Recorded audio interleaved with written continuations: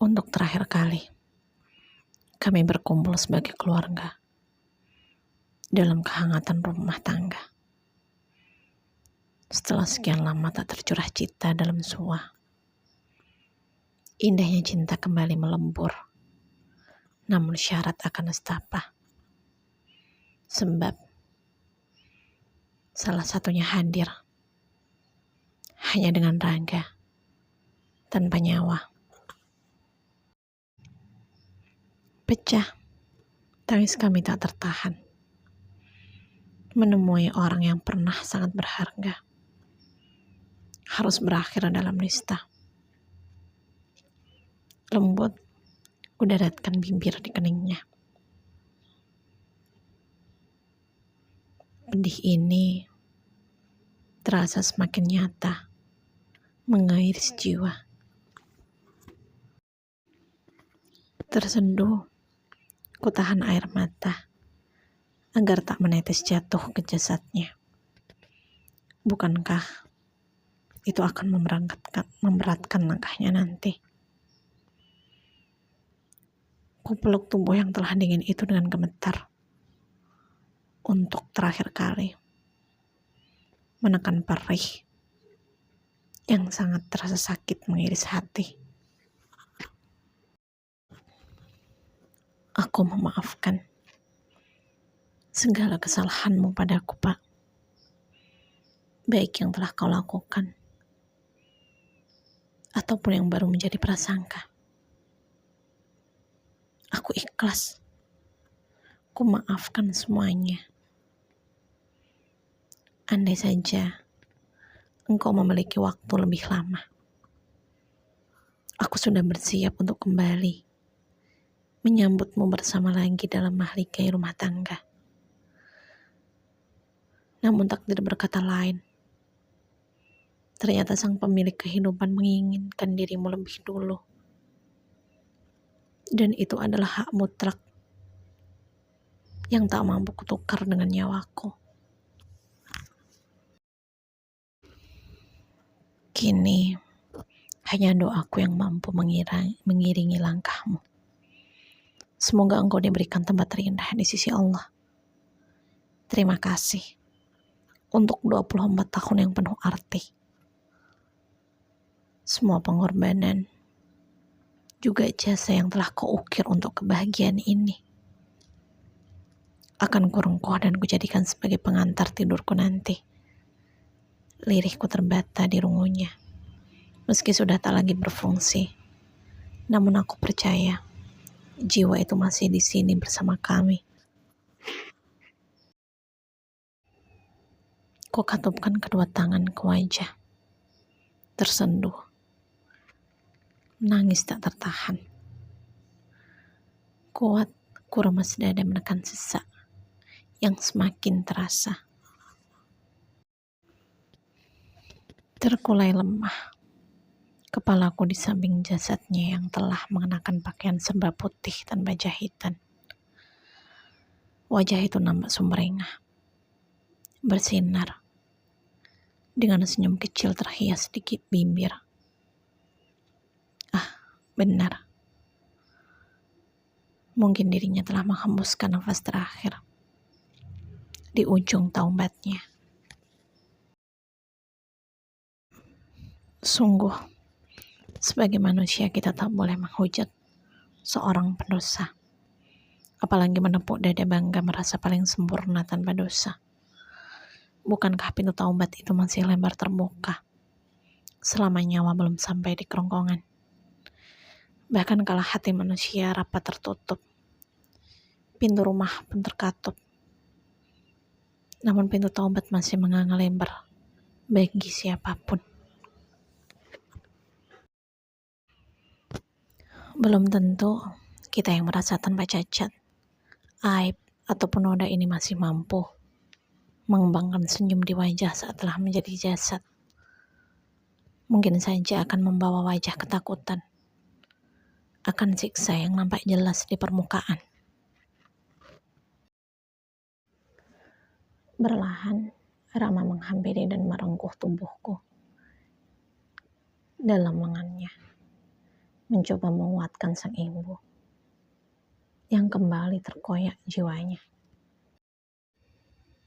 Ibu, kita antar bapak sekarang ya, ucap Rama lembut, membimbingku berangsur mundur, menjauh, memberi jalan pada beberapa orang untuk memasukkan jasad Mas Hendra ke dalam keranda. Lirih, kulantunkan kalimat tahlil, melangkah cepat, mengantar Mas Hendra ke peristirahatan terakhir, hingga langkah kami terhenti, tepat di depan sebuah liang berukuran 2 x 1 meter, tempat di mana Mas Hendra akan ditidurkan sebagai tempat peristirahatan terakhirnya.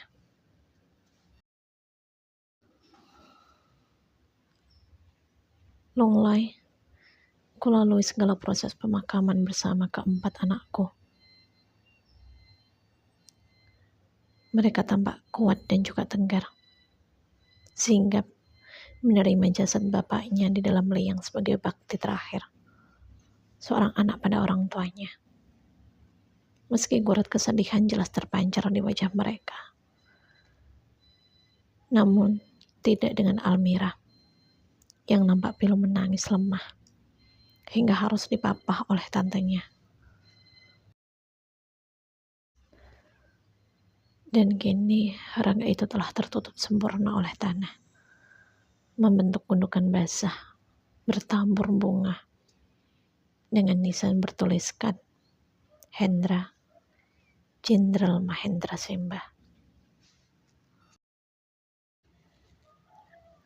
Erat ku peluk nisan itu, mengungkapkan akan segala kebaikan yang selama ini dia lakukan di dunia, tanpa sedikit pun menyinggung aibnya.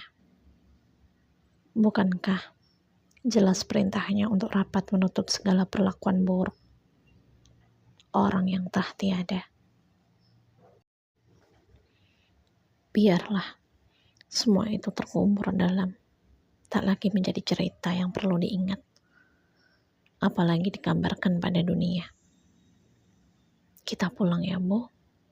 Sudah mau hujan, ucap Rama, membantuku berdiri di atas kedua kaki yang gemetar. Perlahan, langkah kami pun menjauh, melewati jalan setapak di antara makam yang tertata rapi dengan rumput hijau yang menyejukkan mata. Hingga kakiku terhenti di langkah ketujuh, menyematkan doa pada Mas Hendra akan mudahnya menjawab pertanyaan kedua malaikat, utusan Sang Pencipta. 14 hari sudah Mas Hendra pergi meninggalkan kami dalam hening. Baju hitam pun masih setia kukenakan sebagai wujud berkabung, layaknya seorang istri yang kejatuhan telak mati. Semuanya berjalan dengan normal, namun tidak dengan diriku yang serasa hidup dengan separuh hati, terbang dengan satu sayap dan melangkah dengan satu kaki. Hingga terdengar pintu rumah diketuk dari luar, keras memekakkan telinga dan mengejutkan kami yang sedang tenggelam dalam gelap, mencoba mengaburkan duka. Serentak, tawa kami pun terhenti. Terakhirnya, saling menatap tak mengerti akan maksud sang tamu yang seakan sedang dirundung amarah. Biar aku saja yang membuka pintu, Bu, ucap Rama, berdiri sebelum aku membalas. Ia menjauh, meninggalkan kami. Terdengar derit pintu terbuka di antara keheningan yang tercipta, hingga suara seorang wanita berseru, berkata akan maksudnya dengan setengah berteriak, membentak.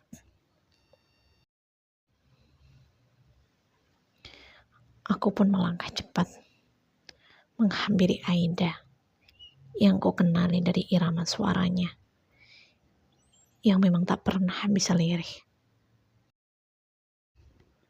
Rama nampak mematung, namun jelas terlihat ketegasan dalam diamnya. Memasang telinga, mendengarkan maksud sang tamu yang menggebu-gebu. Mau apa kamu kesini, Aida? Tanyaku tegas, menyilangkan kedua tangan di depan dada. Mau apa? Aku kesini untuk meminta harta warisan Mas Hendra, balas Aida dengan nada paling tinggi. Masih angkuh setelah apa yang dilakukannya. Meminta harta warisan? Tanyaku heran. Setelah apa yang dilakukan dan tega menghilangkan nyawa Mas Hendra, kini dengan tanpa dosa meminta warisan?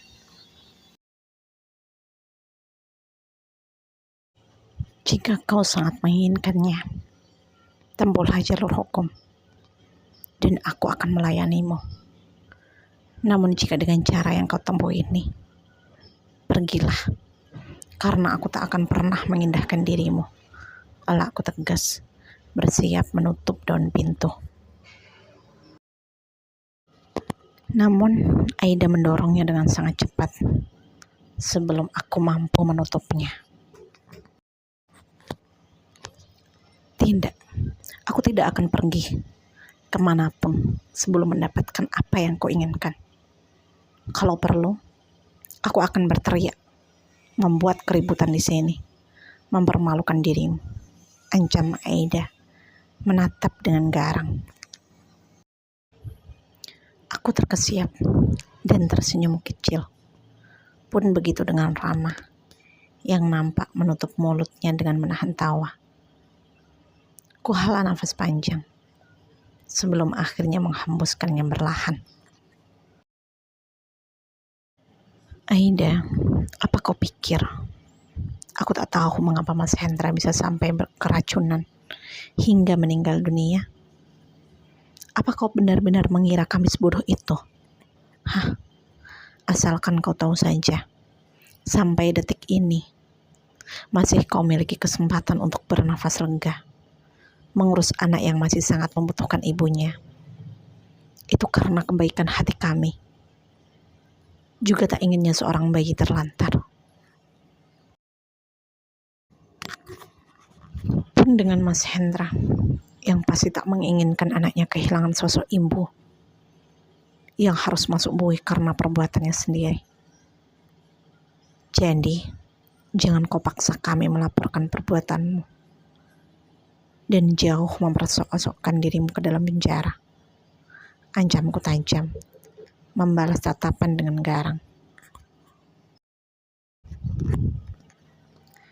Dengan bibir rapat itu, Aida menatap, menundukkan kepala, seiring dengan nyali yang mulai terkubur jauh ke dalam tanah. Sebelum akhirnya berlalu pergi dalam diam, hening, tanpa bicara, meninggalkan kami yang masih berdiri menatapnya tanpa reaksi.